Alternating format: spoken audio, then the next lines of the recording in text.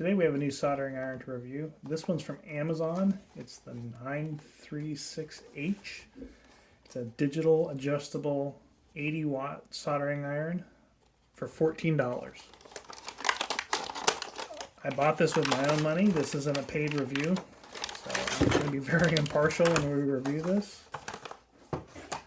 When I saw it, it was only $14, I couldn't believe it, so I went ahead and bought it. So we're going to check this thing out.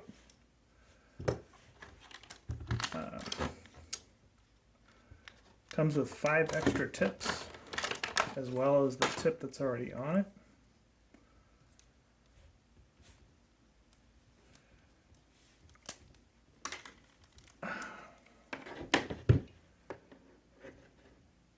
Looks pretty nice. You just loosen this up, pull the shield off, replace your tip right there.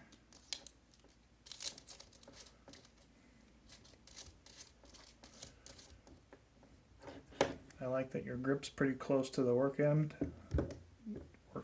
That helps you out with surface mount soldering. I'll go ahead and take the little sponge and get that ready to go. Here are the other tips. There's a fine one with maybe a bend on it that's intentional for surface mount. Here's another replacement tip of the one that looks like it's already on there. There's a knife version, a chisel version, and a flat face version.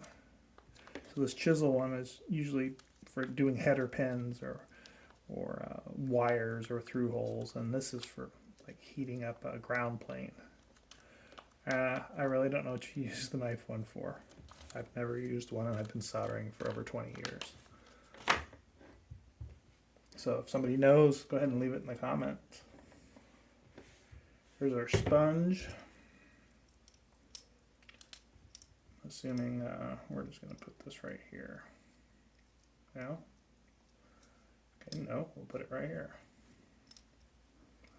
I don't know how well that's going to work. I really don't like these type of soldering tip holders. And I have a watt meter. This is claiming to be 80 watts, so we're going to see what kind of wattage it actually uses. And we're going to heat it up to 350 C, which is basically where we want to be for lead-free soldering. So I imagine while it's flashing, that tells us it's heating up. I mean, for $14, it's a pretty phenomenal deal, especially with these extra tips. I mean, if these tips would work on another iron, it's probably worth it just for the tips. Once this heats up, we're gonna try and solder a couple different things. I have this motor controller for another project for the channel I'm working on that the header doesn't have enough solder on the connector, so we're gonna put more solder on that. And these are actually pretty big pins, and they have pretty big copper planes on them, so that'll suck a lot of heat. And I have a little arduino nano that we're going to solder header pins to. Let's see how that works. Here's our header pins. We're just going to use this to plug the header pins in and use it as a holder or an alignment tool. So it says we're at 350 C right now. We're drawing 14 watts, but let's see what we're at. I have a hard time hitting this thing.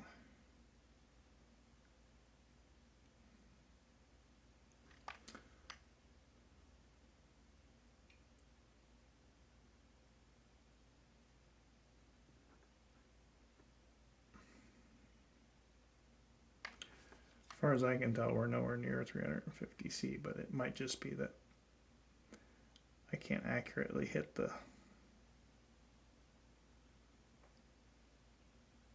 hot spot. I guess there's one way to find out.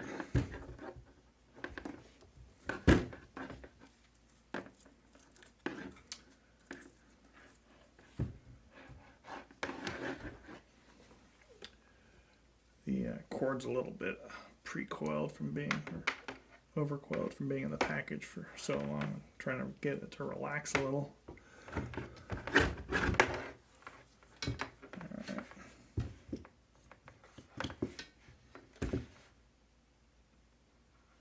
Well, it's up to temperature.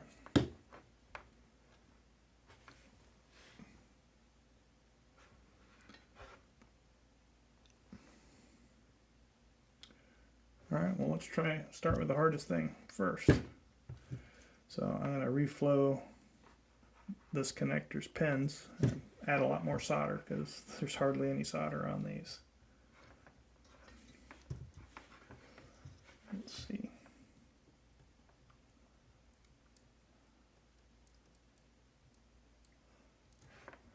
Actually, that did really well. I'll show you the two I've already done compared to the two that need doing.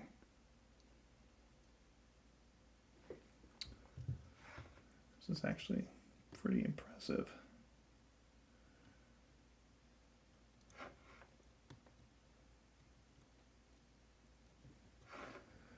So yeah, that did short work of it. All right. Other than this holder, there's nothing I don't like yet. All right, the next thing we're going to do is put the header pins on this Nano 3. So I'm going to use this as a holder. This is actually a Nano 3 breakout board.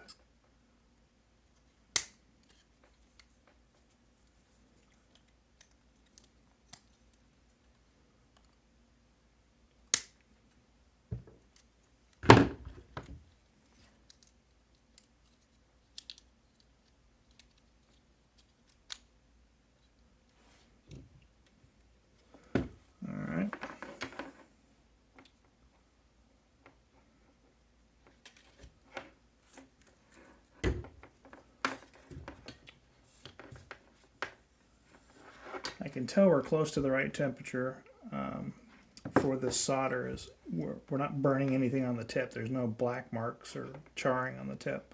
I think you'll find if you're too hot, the tip will start to char up with the burning of the flux inside the solder, and that gives you a good indication that you're actually too hot. And now that I look at it, it looks like I actually hit it with my thumb and knocked it down to 290. So let's see if we've been soldering at 290 this whole time. Yeah, it looks like we have. Now, one of the important things to keep in mind with wattage on an iron is you want a high wattage iron to be able to compensate for the heat that is dissipated out when you solder a pin. If you don't have enough wattage, what some people will do is turn the temperature up.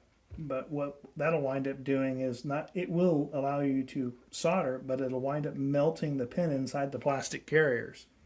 So there's a fine balance between wattage in the iron in a lower temperature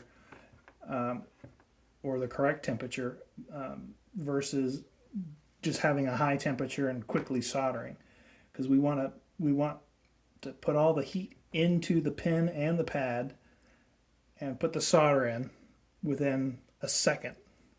Any more than that, you're going to risk melting the pin within the holder, or a capacitor. You're going to, if you're soldering a capacitor, you're going to risk boiling off the electrolyte inside the capacitor or damaging something with too much heat.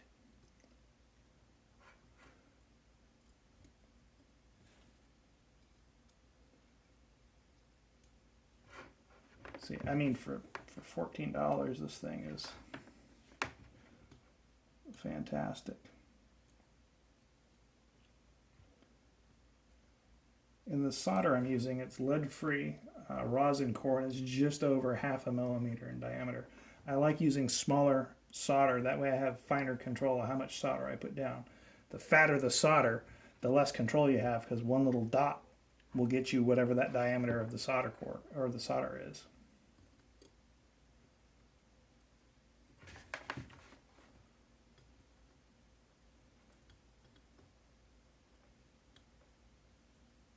So I find I have better repeatability with smaller diameter solder.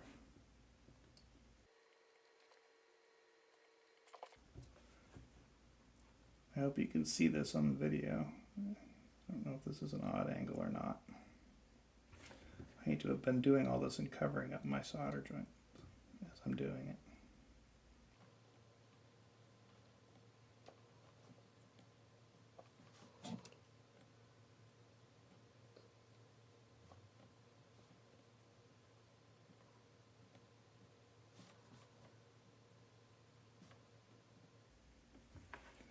So I just soldered that whole header in on 290 degrees Celsius, and you can see the tip. There's no charring, there's no burning, so we can tell that's the perfect temperature for this solder. And this is the solder I'm using. And these are the results.